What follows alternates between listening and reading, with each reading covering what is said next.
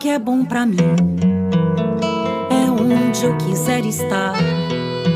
A estrela ainda brilha, ela é quem vai me guiar. Ser guerreira é minha sina, batalhando pra vencer. Tenho voz pra ser ouvida, tenho sonhos pra viver.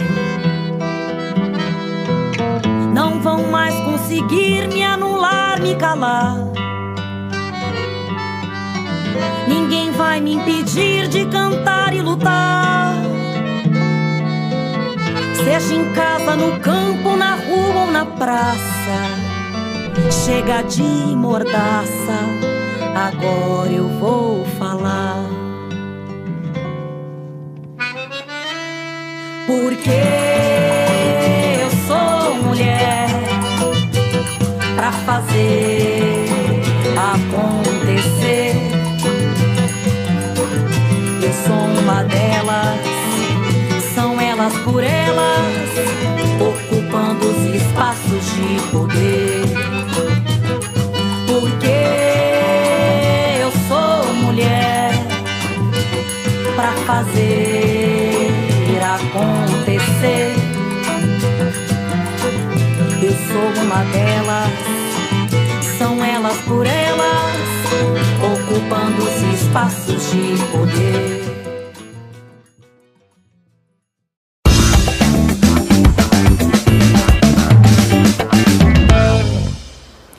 Olá, sejam muito bem-vindas ao TV Elas por Elas Formação, um programa do PT para a preparação e formação das mulheres para a disputa política. Eu sou a Mariana Jacob, esse é meu sinal em Libras e de segunda a sexta-feira nos encontramos às 4 da tarde aqui na TV PT e na Rádio PT. No programa de hoje eu recebo Rubra Araújo, professora doutora da Universidade Federal do Tocantins, e Michele Meira, secretária LGBT do PT do Ceará, para uma conversa sobre como o discurso moral e o combate à ideologia de gênero afetam os direitos das mulheres LGBTs e também sobre a importância da interseccionalidade nos movimentos feministas. Antes, eu te convido a acompanhar comigo a aula A Luta das Mulheres LGBT com a presidenta da BGLT, Simi Lahar. Confira.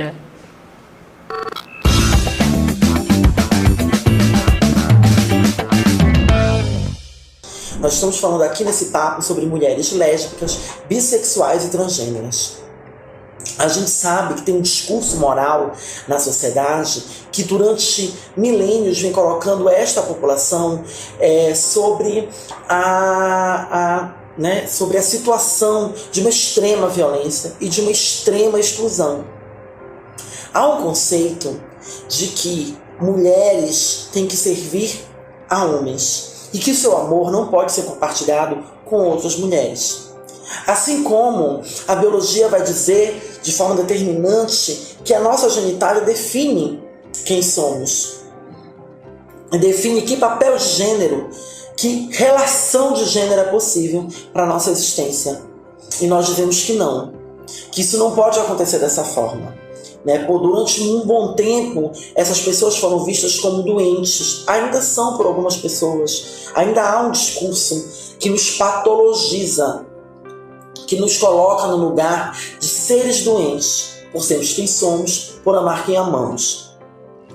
E a gente precisa dar uma guinada nisso. E mais do que nunca, neste período de extremo conservadorismo, neste período onde o conservadorismo senta na presidência da República, onde ocupou diversos lugares de poder e vem fazendo um enfrentamento genocida com a nossa população, a gente precisa de contranarrativas, de narrativas contra-hegemônicas que possam ressignificar esse lugar. Então, é preciso tirar a sustentação que está ali alimentando essas pessoas. É comum a gente observar que quando essas pessoas estão em risco, seja por uma investigação, seja porque suas máscaras estão caindo, ou porque foram acusadas de corrupção, de assassinato, de alguma coisa errada, eles sempre vêm com um discurso que se chama ideologia de gênero. Esse discurso é uma mentira que vai atingir diversas populações, mas que tem como central a nossa população. Porque vai dizer que nós queremos destruir a família, que nós queremos acabar com a vida. E isso é exatamente o contrário do que defende a nossa luta. Nós queremos nos manter vivas e queremos o direito humano de ocupar diversos lugares, inclusive o lugar da família. Então, é necessário que uma contranarrativa que humanize essas relações, que coloque essas relações como naturais, como possíveis, que desmistifique paradigmas errôneos e preconceituosos que essas pessoas incutiram no diálogo com as pessoas. Não adianta nós nos municiarmos de questões que para nós são caras importantes e que nós não vamos abrir mão, como economia, como saúde, como assistência social, que são pautas que nós defendemos, porque o nosso movimento é interseccional. Nós não podemos abrir mão dessas questões, mas toda vez que a gente explica sobre isso, o que faz com que as pessoas, esse 30%, essas pessoas que meio vão lá, vão cá, sustentem essas pessoas, é o discurso moral. É sempre aí que essa pessoa recai para justificar porque nós não somos uma opção viável. Então é necessário que todas nós naturalizemos isso. Que todas nós modifiquemos e traçamos para o nosso discurso, para o nosso debate essa pauta. Sejamos nós as mulheres lésbicas e transgêneras, sejamos nós mulheres cisgêneras e heterossexuais. Esse discurso, ele precisa ser um discurso naturalizado nas nossas relações. Nós devemos dizer que essas formas de amar e de existir, elas valem a pena, elas podem existir e elas não são ameaças a nenhuma de nós. É óbvio que muito se fala, por exemplo, sobre educação, e é óbvio que nós não vamos chegar para falar de gênero e sexualidade da mesma forma que a gente fala no ensino fundamental, a gente vai falar no ensino superior. É óbvio que não, isso é uma mentira que está sendo dita. E eu cito isso como exemplo para a nossa narrativa, para o nosso discurso. Uma outra questão é a questão da representatividade. Nós temos um legislativo brasileiro que não representa a diversidade da população. E eu não estou falando só da diversidade de gênero e sexualidade. Nós temos um legislativo que representa latifundiário, que representa empresário, que representa uma gama de pessoas que não são as pessoas que nós do campo popular defendemos como legítimas para ocupar esses lugares. Então todas nós, todas vocês que hoje estão se colocando para fazer esse enfrentamento, e aí de antemão a gente agradece a ousadia, a coragem, a disponibilidade de que esse arcabouço político que vocês construíram ao longo das suas trajetórias esteja à disposição da nossa construção, do nosso projeto político de país e de humanidade. E eu gosto de falar da humanidade, porque para mim a humanidade está muito adoecida. Essa temática contra-hegemônica que coloca a questão de gênero, a questão de sexualidade e a questão das transgeneridades, eu estou falando de gênero também, incluindo isso, elas precisam ser dialogadas. Elas não podem mais ser escondidas para debaixo do tapete. Elas têm que ser enfrentadas e naturalizadas entre nós. Porque para além de disputar uma eleição, nós estamos disputando uma humanidade toda, nós estamos disputando uma sociedade toda. E a gente precisa mudar isso, a gente precisa colocar isso num outro campo. Então falar da possibilidade de todas as mulheres chegarem no lugar do emprego, de todas as mulheres chegarem no lugar da ocupação de lugares de poder, da gente falar de que todas as mulheres precisam da sua autonomia, de que todas as mulheres precisam de respeito e que sejam elas todas as mulheres, é um discurso que tem que estar na ponta da nossa língua. A gente sempre tem que alertar para isso, sem ferir qualquer crença, sem ferir qualquer forma de enxergar o mundo. O que a gente não pode, o que a gente tem que naturalizar é que essa agressão, essa violência, ela não pode ser aceita de forma alguma por nenhuma de nós. Sejamos nós quem sejamos, acreditamos no que acreditemos, em que fé professemos, em que relação com o sagrado nós tenhamos, a gente não pode ser permissiva com esse tipo de violência. A gente não pode ser permissiva com esse tipo de relação que nega a existência de uns, aceita a existência de outras, e que isso faz com que a gente determine quem pode, quem não pode estar na escola, por exemplo. Então, esse papo de hoje era mais um chamado para que nós consigamos pautar e naturalizar esses debates, porque é só quando a gente desmistificar isso tudo é que a gente vai estar fazendo o exercício real de uma mudança possível. Não basta a gente já provou que não basta a gente estar naquela cadeira, não basta a gente ocupar aquela cadeira de novo. A gente precisa ocupar essas cadeiras do Legislativo, do Executivo Federal. A gente tem que ocupar com uma nova linguagem. A gente tem que ocupar com uma nova proposta. A gente tem que ocupar reconhecendo os nossos limites, os nossos erros do passado e ressignificar para construir uma nova situação, uma nova normalidade e uma nova possibilidade de democracia. E uma democracia que nós lutamos tanto para retomar seja uma democracia que caibam todas nós, com todas as nossas cores. As cores da raça, as cores da sexualidade, as cores da existência de gênero, as cores das crenças. Todas as cores possíveis e todas as tonalidades de cores precisam estar presentes no nosso debate, na nossa linguagem, na nossa disputa. Muito obrigada. Na semana passada, nós exibimos uma aula intitulada De Onde Vem a Ideologia de Gênero, um projeto reacionário internacional com Selma Rocha. Pela dificuldade, complexidade e relevância desse assunto, nós dividimos essa aula em duas partes. E se você perdeu, acesse a nossa playlist e procura pela aula no dia 23 e 24 de setembro. Nós tivemos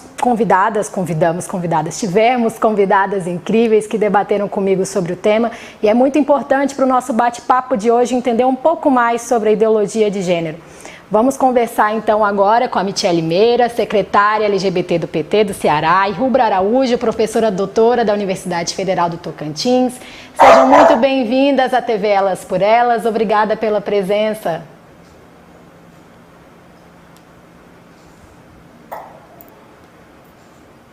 Okay. Vocês me ouvem? Ouço sim. Bom dia. A gente que agradece essa oportunidade, né, porque a travesti ela sempre precisa falar, ela sempre foi silenciada ao longo da história, e esse momento de fala, né, para nós é muito importante, até mesmo para a nossa ancestralidade dos nossos pares, e também para pensar um mundo mais inclusivo, um mundo em que faça valer a nossa Constituição brasileira e também, sobretudo, a Declaração Universal dos Direitos Humanos. Para mim é um prazer estar aqui, compartilhar esse momento com os meus pares e falar de cidadania pluralizada. Bem-vinda. Michele, eu vou começar com você. A gente ouviu na aula da CIMI aí um ponto importante, né? A utilização do tal discurso moral como justificativa para o preconceito, para a discriminação, para a violência contra a população LGBTQIA+, ainda mais, né, com relação a essa população.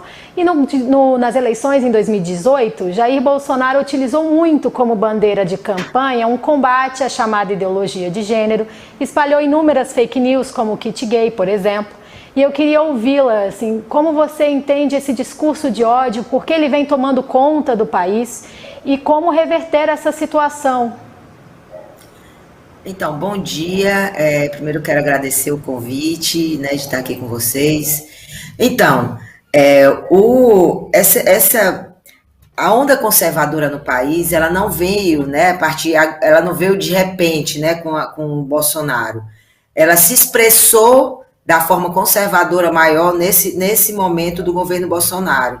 Mas a gente que acompanha, nós que somos dos movimentos e acompanhamos os legislativos, essa onda conservadora, ela vem já há algum tempo, né? E aí a gente vê essa empreitada, né, de pastores de delegados, né, da turma aí que vem, que traz esse discurso, que é um discurso armamentarista e um discurso que ele exclui, né, um discurso preconceituoso, que exclui determinado público, e aí em específico a população LGBT. A gente vem, desde 2014, 2015, que a gente vem com a escola sem partido, né? A gente vem com o projeto de retirada, né, de todas as nas rações sobre cultura, sobre cultura e sobre a questão da educação, tirando o gênero. Então, assim, foi uma coisa arquitetada, né, de alguma forma, e que hoje deu esse boom com a entrada do Bolsonaro no poder, que aí ele vem não só agredindo, né, no sentido tático mesmo deles, de usar isso como uma barganha ideológica e política, como agora chega ao ponto da gente retirar tudo que tem gênero, e aí nas câmaras municipais, nas câmaras, nas assembleias legislativas, chegou ao ponto, né, de uma discussão sobre gênero alimentício, e um deputado que não estava entendendo o que estava sendo discutido se levantar e ser contra, entendeu? Então, a gente precisa agora, como a Cime mesmo colocou, não sair desse debate, enfrentar esse debate, e principalmente de forma política e de forma séria. O povo brasileiro, ele não é um povo odioso.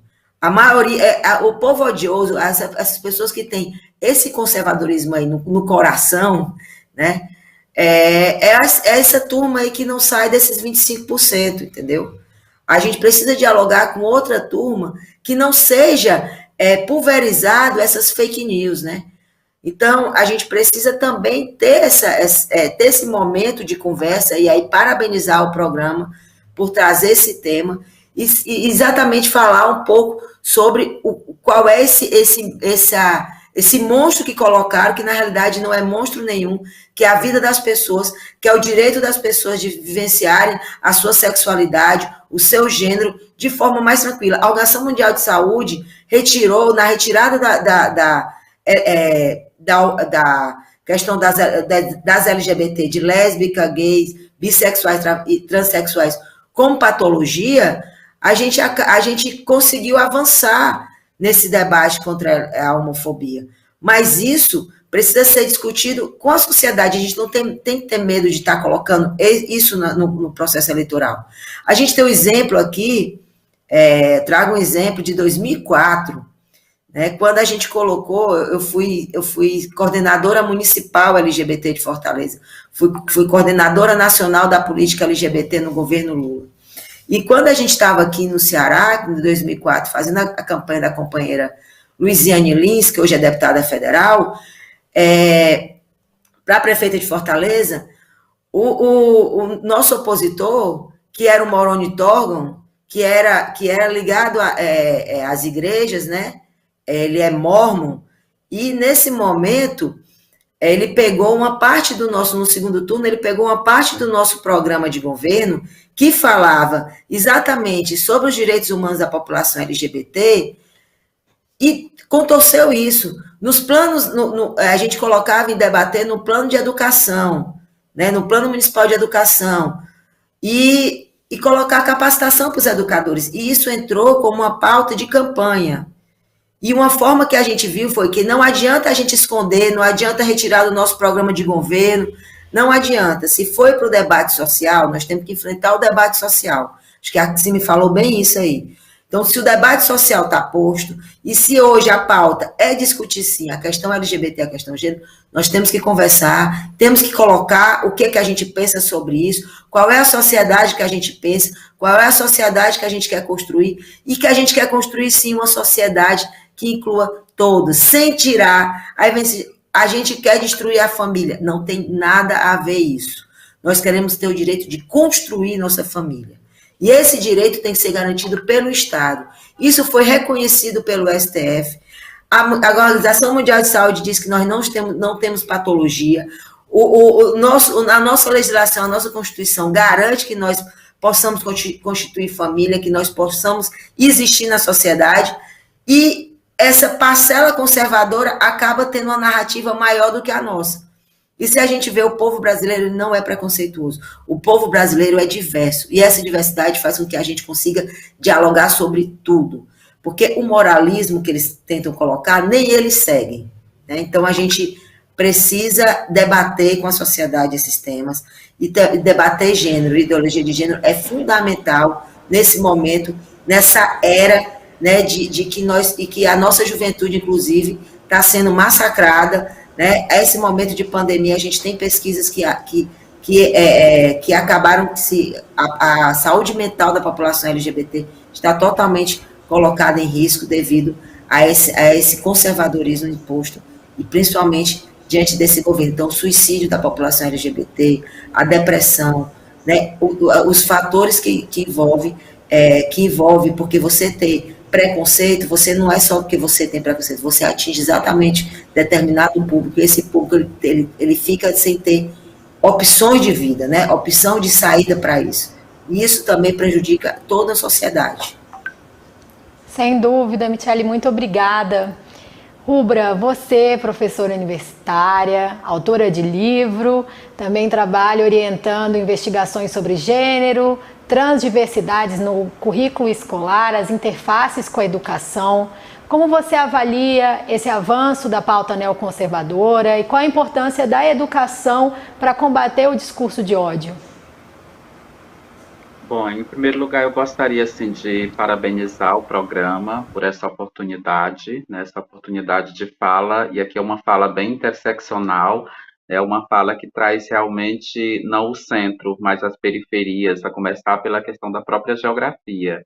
Né? A Michelle aí é do Nordeste, eu aqui do Norte, então assim, nós que estamos acostumados a ser legitimados nesse país, a ouvir sempre as vozes do Sul e Sudeste, ouvir as vozes do Norte e do Nordeste é realmente algo inovador. E eu parabenizo o programa nesse sentido de trazer essa discussão tão cara que é sobre as mulheridades, né? As mulheridades do ser mulher.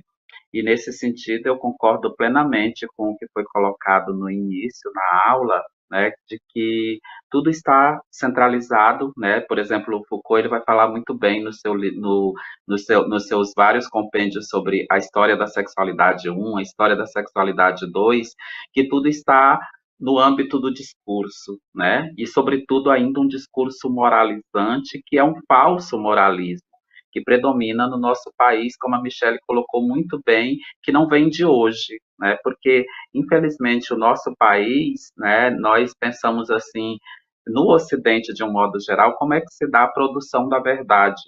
E a produção da verdade, eu gostaria de destacar dois locais de produção da verdade, que primeiro, a nossa comunidade, a nossa sociedade brasileira, ela legitima, né, segundo pesquisas que já foram feitas, ela legitima principalmente dois grandes locais como produção de verdade. Que primeiro seria as Forças Armadas, por isso estamos aí com um governo do armamento, voltando à questão da ditadura militar, totalmente com a questão do AI-5 aí de novo. Por quê? Porque muita gente ainda acredita que a produção da verdade se dá nas Forças Armadas, se dá na coação, que o conhecimento se dá à medida que eu faço a coação com o outro, né? E a lado com a produção da verdade que se dá nas Forças Armadas, a população brasileira ainda, isso é senso comum, ainda acredita que a produção da verdade também se dá na igreja.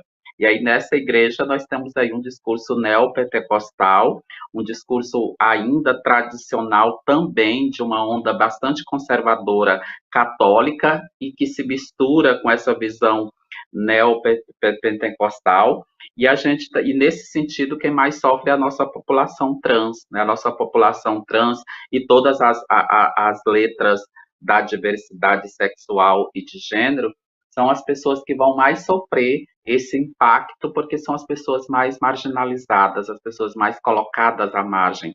E nós estamos aqui para dizer que o nosso território, nós não temos que ir para o centro, nós podemos ficar com a nossa performance de gênero, nós podemos colocar bem claro que o fato de ser mulher não se resume na singularidade, mas está na pluralidade, por isso a questão das mulheridades, né?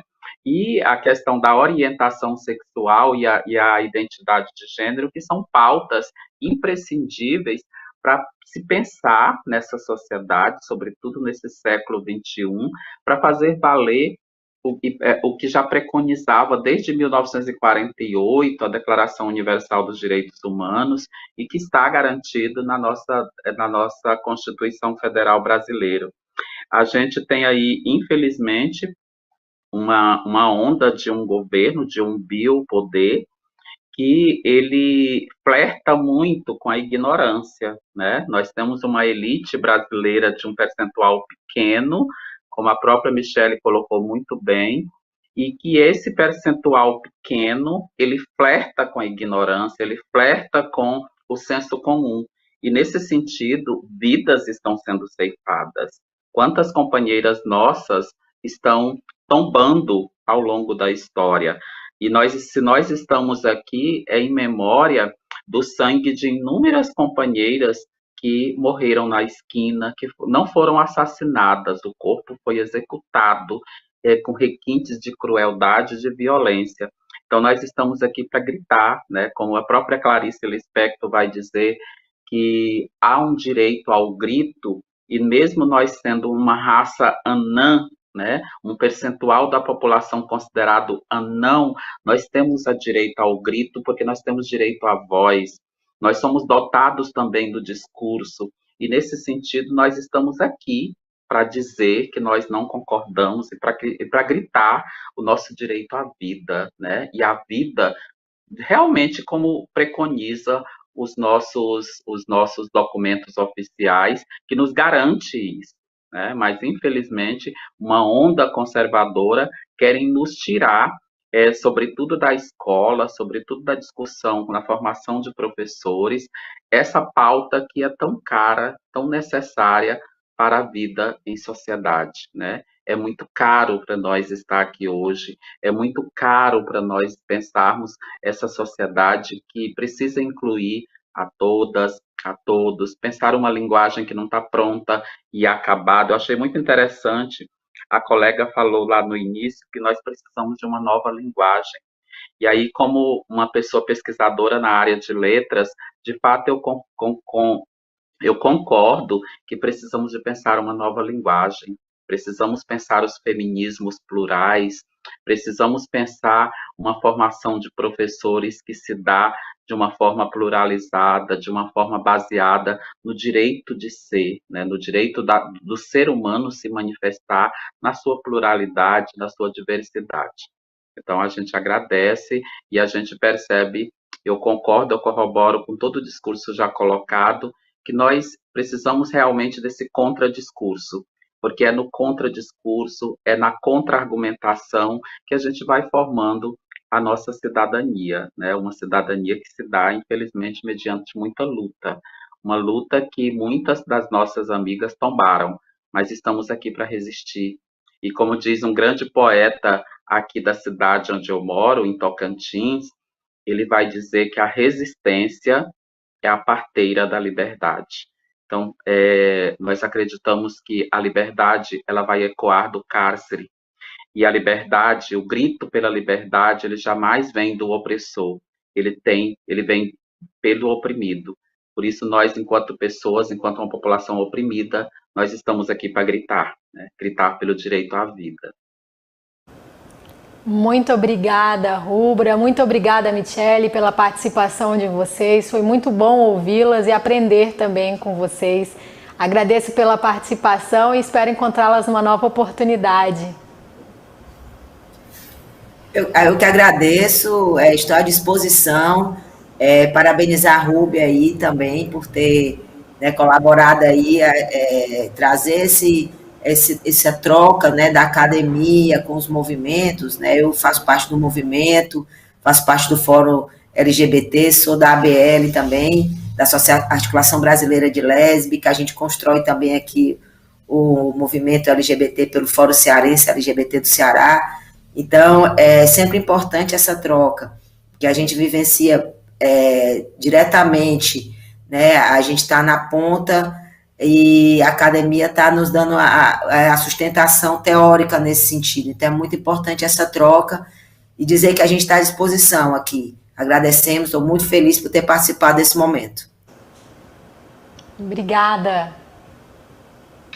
Eu também agradeço, né, a oportunidade, agradeço esse diálogo profícuo com a Michele, porque realmente a universidade eu defendo, enquanto professora universitária, enquanto formadora de professores, eu defendo que a universidade tem que descer de sua torre de marfim, né, e ir para onde a vida acontece. E a vida acontece nos movimentos sociais, né? Então nós precisamos estreitar esses diálogos. Eu defendo muito essa bandeira, né?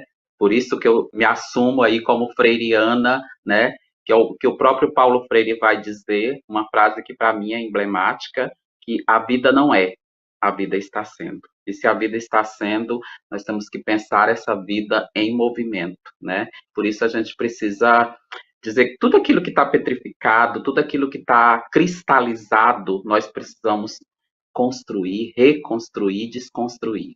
Então, muito obrigada, gratidão. Eu que agradeço, até uma próxima. O TV Elas por Elas de hoje fica por aqui, mas amanhã a gente volta com muito mais conteúdo para você. Não esquece de curtir a gente nas redes sociais, assim você fica sempre por dentro do que acontece por aqui e de outras ações voltadas para as mulheres e realizadas pelo Partido dos Trabalhadores e das Trabalhadoras. Eu espero vocês amanhã, até lá!